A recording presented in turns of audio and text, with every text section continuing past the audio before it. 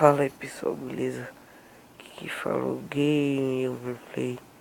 Estamos aqui com mais um vídeo pra vocês de Final Fantasy 4. E neste vídeo de hoje, mentira, eu já tô falando que é Final Fantasy 4. Muita gente me cobrou, então vamos lá. Mano, só uma cara, tá?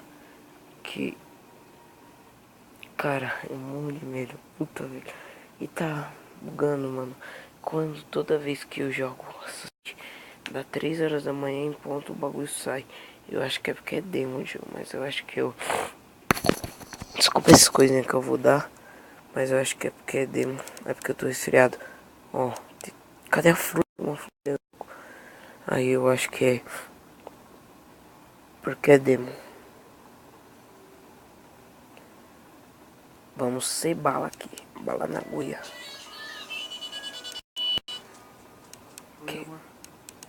Mano, já falei, para de chamar ela disso, velho. Não é com vocês não, tá?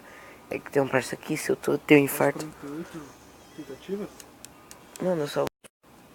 Dane-se se o vídeo for de 5 segundos, cara. Mano, cala tua boca. Não importa o vídeo seja de 5 segundos, mano. Mas só que se eu tomar um susto, velho. Tá me ouvindo? Demônio, capeta. Tá me ouvindo? Vai. Puta que pariu. É porque eu não aguento tomar 2 sustos, mano.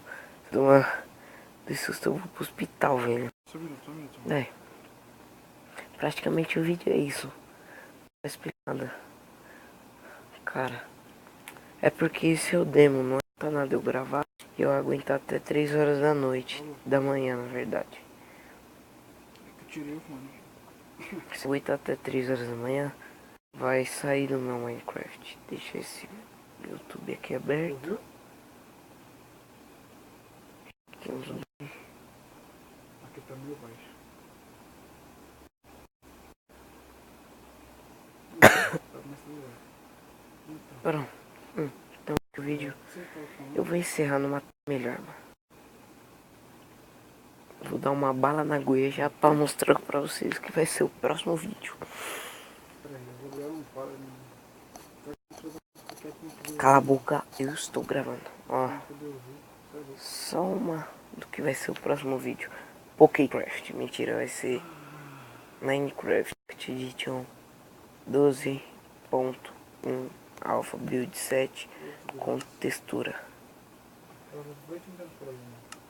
E então é isso. Enrolei. Falei que ia terminar aqui. Ah, tá. Você bebeu muito sexta, foi? É que eu tô enrolando pro vídeo demorar mais.